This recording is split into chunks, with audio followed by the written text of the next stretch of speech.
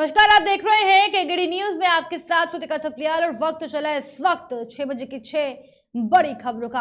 विहिप के अंतर्राष्ट्रीय संयुक्त महासचिव सुरेंद्र जैन ने दावा किया कि दिल्ली में जिहादी आतंकवाद बम टिक रहा है जो कभी भी फट सकता है। जैन ने एएनआई से बात करते हुए कहा, दिल्ली के मुख्यमंत्री अरविंद केजरीवाल आज आतंकवादियों की स्लीपर सेल बन गए हैं। केंद्र सरकार से मेरी मांग है कि इसकी जांच एनआईए से कराई जाए क्योंकि इसमें राष्ट्रीय सुरक्षा का मामला शामिल है। विहिप नेता ने आगे कहा, जहांगीरपुरी में हिंसा के लिए जिहादी मानसिकता निश्चित रूप से जिम्मेदार है और यह भारत या दिल्ली में ही नहीं बल्कि पूरी दुनिया में हो रहा है। किसी के इस हमले को लेकर किसी भी तरह की राजनीति नहीं होनी चाहिए। यह एक सामान्य हमला नहीं है। ये दिल्ली में हनुमान जयंती जुलूस पर एक पूर्व नियोजित आतंकवादी हमला है। उन्होंने आरोप लगाया, दिल्ली पुलिस ने शहर के जहांगीरपुर इलाके में हनुमान जयंती जुलूस के दौरान हुई हिंसा में कथित संलिप्तता के आरोप में 20 लोगों को गिरफ्तार किया है, जिसमें झड़पों के पीछे मुख्य साजिशकर्ता और एक सब इंस्पेक्टर पर कथित रूप से गोली चलाने वाले एक अन्य व्यक्ति भी शामिल है। हमले को लेकर किसी तरह की राजनीति नहीं खेलनी चाहिए, किसी को भी नहीं। यह सामान्य हमला नहीं, यह आतंकवादी हमला है। इसकी तैयारी एक दिन से नहीं चल रही थी, कई दिनों से चल रही थी। क्या एक ही दिन में मस्जिद के अंदर पत्थर, बोतल, तेजाब की, सोडा वाटर की इकट्ठी हो सकती है? आखिर क्यों 3 घंटे पहले मुस्लिम समाज ने अपनी दुकानें बंद कर दी थी? केजरीवाल जी ने पिछले दिनों वक्फ बोर्ड की बैठक के अंदर इमामों को और मुअज्जिनों को बुलाया था। उनका वेतन बढ़ाया था, 10,000 से 18,000, 9,000 से 16,000, ये सब वेतन बढ़ाए और पैसा सरकारी कोष से दिया जाएगा। और साथ में जो वाक्य कहा था, मोदी और शाह को हटाने के लिए मैं कुछ भी कर सकता हूं। आज केजरीवाल आतंकवादियों का स्लीपर सेल बन गया है और दिल्ली जिहादी आतंकवाद के मुहाने पर बैठा है, उस ज्वालामुखी के जो कभी भी फट सकता है, एक स्वरूप दिखाई दिया है। मेरी मांग है केंद्र सरकार से, इसकी जांच एनआईए के द्वारा होनी चाहिए क्योंकि इसमें सुरक्षा, राष्ट्रीय सुरक्षा का मुद्दा भी इन्वॉल्व है। क्या प्रधानमंत्री और गृह मंत्री को हटाने के लिए किसी प्रदेश का मुख्यमंत्री इस सीमा तक जा सकता है? उसने स्वयं कहा है। और जो अपराधी पकड़ा गया है वो कौन सी पार्टी का है? वो शाहीन बाग में इन्वॉल्व था, वो पूर्वोत्तर के दंगों में शामिल था। पहली बार नॉर्थ ईस्ट में भारतीय जनता पार्टी के राष्ट्रीय अध्यक्ष जेपी नड्डा ने कर्नाटक में सत्तारूढ़ पार्टी के कार्यकर्ताओं से रविवार को बदलाव का माध्यम बनने और यह सुनिश्चित करने का आह्वान किया कि देश आगे बढ़े। बता दें कि कर्नाटक में 2023 की शुरुआत में विधानसभा चुनाव होने हैं। प्रदेश कार्यकारी समिति में पार्टी कार्यकर्ताओं को संबोधित करते हुए नड्डा ने कहा, हम अपने मिशन रिपीट को मजबूती से आगे बढ़ा रहे हैं। हम पहले राष्ट्र, फिर पार्टी और आखिरी में स्वयं के मंत्र के साथ आगे बढ़ रहे हैं। जेपी नड्डा ने कर्नाटक में विधानसभा चुनाव के मद्देनजर पार्टी कार्यकर्ताओं और नेताओं से जनता तक पहुंचने और राज्य के साथ ही केंद्र में भाजपा की सरकार द्वारा किए गए अच्छे काम के बारे में जागरूकता पैदा करने के लिए कहा। उन्होंने कहा, हमें इस सिद्धांत के साथ काम करना होगा। हम सभी ये देखने के लिए अपने मिशन के प्रति समर्पित हैं कि भारत आगे बढ़े और हम ये देखने के लिए भी तैयार हैं कि पार्टी और मैं बदलाव का साधन बनूं। उन्होंने कहा कि पार्टी की दूरदर्शिता और मिशन शीशे की तरह साफ होना चाहिए कि कार्यकर्ता और नेता कुर्सी, विधायक, मंत्री या सांसद बनने के पीछे नहीं बल्कि ये सुनिश्चित करने के लिए हैं कि समाज में बदलाव हो। नड्डा ने प्रधानमंत्री नरेंद्र मोदी द्वारा शुरू की गई विभिन्न योजनाओं का भी जिक्र किया जिसने लोगों की जिंदगियों को बदला है। इनमें स्वच्छ भारत अभियान, उज्ज्वला योजना, एक देश एक राशन कार्ड और प्रधानमंत्री किसान बीमा योजना शामिल है। भाजपा नेता ने पार्टी कैडर से राज्य में अगले चुनाव के लिए तैयार रहने को कहा। उन्होंने कहा, मोदी और येदियुरप्पा के आशीर्वाद और मुख्यमंत्री बसवराज बोम्मई के नेतृत्व में ये कर्नाटक का स्वर्ण काल है जहां वह विकास की ओर मार्च कर सकता है। पहली बार नॉर्थ ईस्ट में हमारी मिलीजुली सरकार आई थी। इस बार हमारी विशुद्ध भारतीय जनता पार्टी की सरकार आई है फॉर द फर्स्ट टाइम। ये भी हमको समझना चाहिए। इन नतीजों को देख करके कुछ लोग राजनीति में बौखला गए हैं और उनकी बौखलाहट कहीं न कहीं समाज को विघटित करने के षड्यंत्रों के साथ जुड़ जाती है। इसीलिए आपने देखा होगा कहीं रामनवमी के शोभा यात्रा पर अटैक, कहीं कुछ। यही बोमई साहब का विषय है। He is the chief minister, he is the home minister, he will certainly investigate into the details of it, but on the face of it I can say कि ये डिजाइन्ड तरीके से समाज को खंडित करने की कोशिश हो रही है।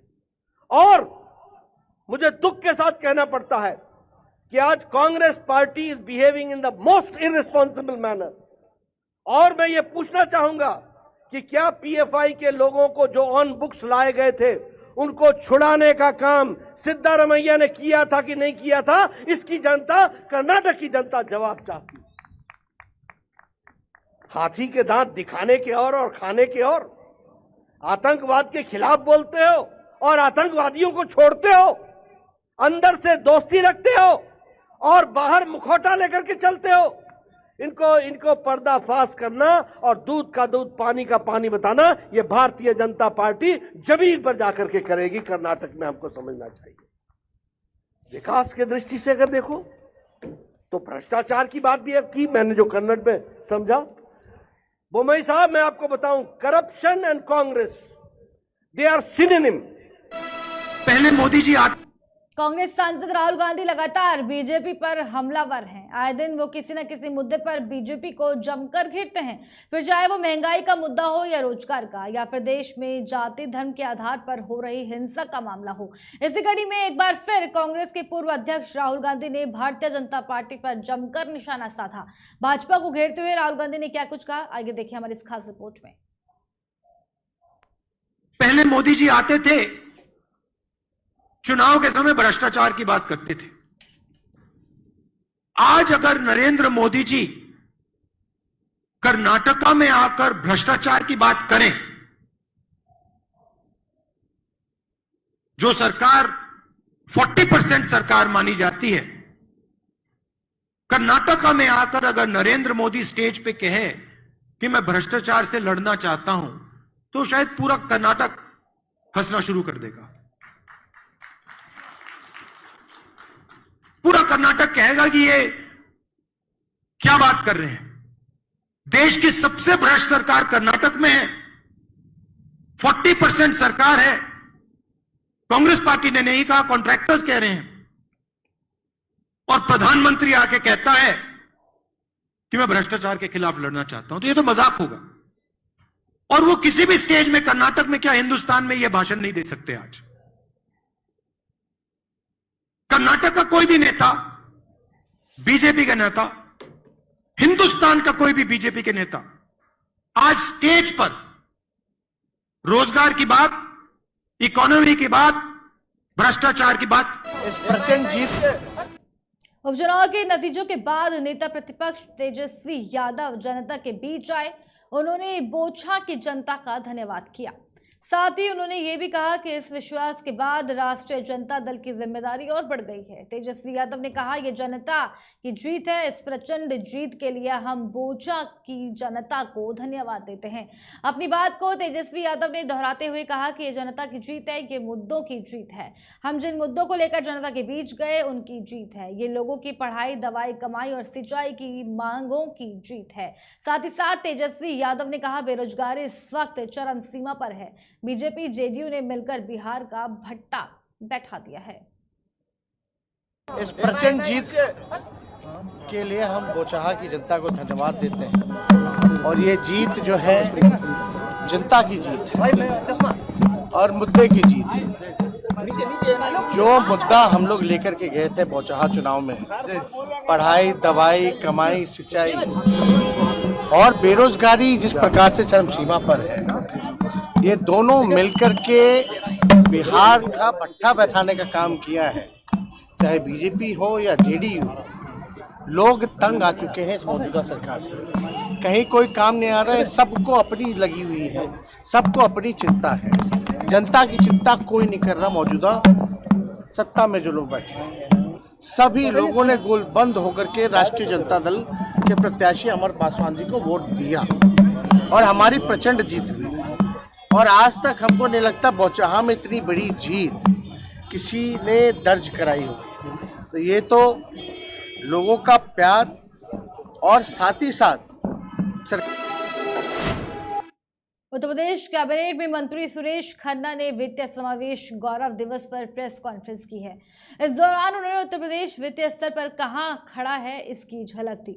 उन्होंने कहा कि कोरोना काल में भी उत्तर प्रदेश ने काफी बेहतर फाइनेंशियल मैनेजमेंट किया है। इस प्रेस कॉन्फ्रेंस कैबिनेट मंत्री सुरक्षा खन्ना ने और क्या कुछ कहा, आइए सुनते हैं हमारी इस खास रिपोर्ट में।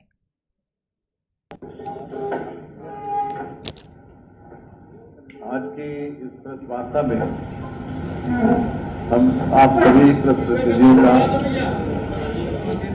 स्वागत और अभिनंदन करते हैं। इन 5 वर्षों में उत्तर प्रदेश कहां पर खड़ा है वित्तीय प्रबंधन की स्थिति में, वित्तीय स्थिति में, इसकी एक झलक हम आपके समक्ष प्रस्तुत करेंगे। कोरोना के बावजूद उत्तर प्रदेश ने काफी बेहतर फाइनेंशियल मैनेजमेंट किया है और जो हमारी उपलब्धि है वो हम आपके सामने वर्णन करेंगे।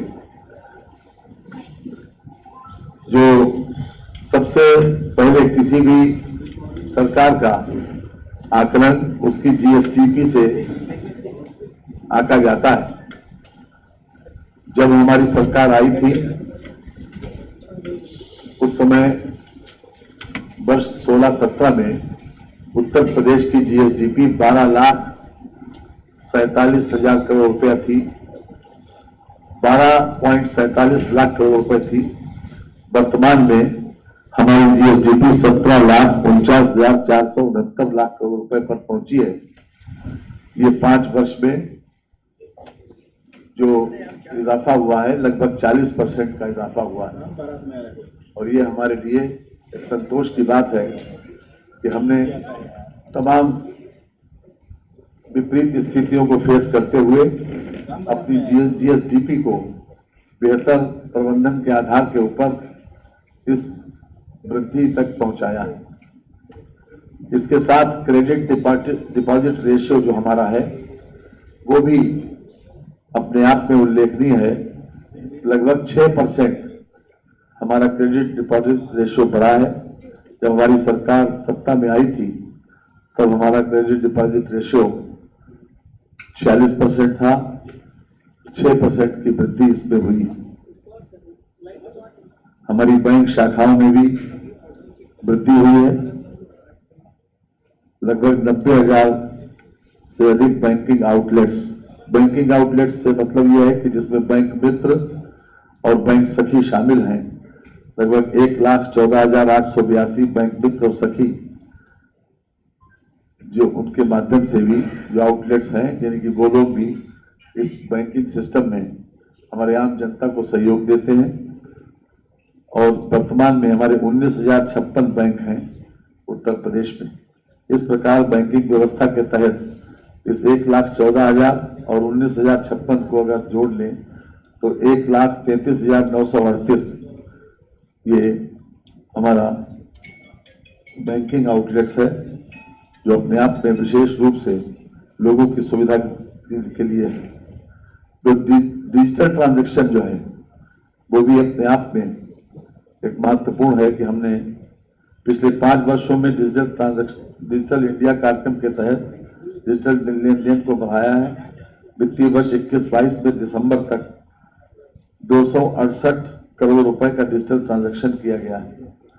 ये 17-18 में 122.84 करोड़ रुपए का डिजिटल ट्रांजैक्शन हुआ था जो 20-21 में 391.02 करोड़ रुपए तक पहुंचा है।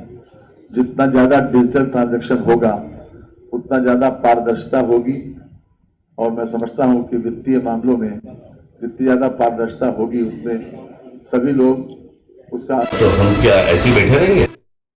महाराष्ट्र नवनिर्माण सेना प्रमुख राज ठाकरे ने राज्य की उद्धव सरकार को बड़ी चेतावनी दी है। उसमें राज ठाकरे ने मस्जिदों से लाउडस्पीकर हटाए जाने की अपनी मांग को पुरजोर दोहराते हुए कहा कि आगामी 3 मई तक मस्जिदों में लाउडस्पीकर बंद कर दें। इसके साथ ही उन्होंने ठाणे की एक रैली में अपनी मांग को दोहराते हुए कहा कि मस्जिदों से लाउडस्पीकर हटाए जाने चाहिए। इसके लिए महाराष्ट्र सरकार को 3 मई से पहले कार्रवाई करने का एक अल्टीमेटम दिया है। साथ ही राज ठाकरे ने चेताया कि अगर राज्य सरकार ने 3 मई से पहले मस्जिदों से लाउडस्पीकर नहीं हटाए तो मनसे कार्यकर्ता मस्जिदों के सामने हनुमान चालीसा बजाएंगे। हालांकि इस बाबत राज ठाकरे ने कहा कि हम महाराष्ट्र में दंगे बिल्कुल नहीं चाहते, ना ही हमने नमाज अदा करने का किसी ने विरोध नहीं किया, लेकिन अगर आप मुसलमान लाउडस्पीकर पर अपनी नमाज पढ़ते हैं तो क्या हम भी अपनी हनुमान चालीसा पढ़ने के लिए लाउडस्पीकर का इस्तेमाल करेंगे? मुसलमानों को समझना चाहिए कि कोई भी धर्म कानून से बड़ा नहीं है। 3 मई के बाद मैं देखूंगा कि मुझे क्या करना है। इसके पहले भी मनसे प्रमुख ने कहा था कि मस्जिदों में लाउडस्पीकर 3 मई तक बंद होना चाहिए, नहीं तो हम वहां हनुमान चालीसा बजाएंगे। ये धार्मिक नहीं बल्कि अब एक सामाजिक मुद्दा है, क्योंकि लाउडस्पीकर से सभी को परेशानी होती है। मैं राज्य सरकार से कहना चाहता हूं कि हम इस मामले में अब बिल्कुल भी पीछे नहीं हटेंगे। जो भी आप करना चाहते हैं करें। तो हम क्या ऐसे ही बैठे रहेंगे? हम भी तो नहीं छोड़ेंगे। और ये हमारे ऊपर ये सारी चीजें ना लाए तो ही बेहतर है। हम लोग शांति चाहते हैं। हम किसी की प्रार्थना को हम लोग बंद नहीं करना चाहते या उसके खिलाफ नहीं है। हम चाहते हैं कि मस्जिदों के ऊपर जो लाउडस्पीकर लगाए हैं, जो इलीगल है, देश भर में इलीगल है, वो बस निकालें। और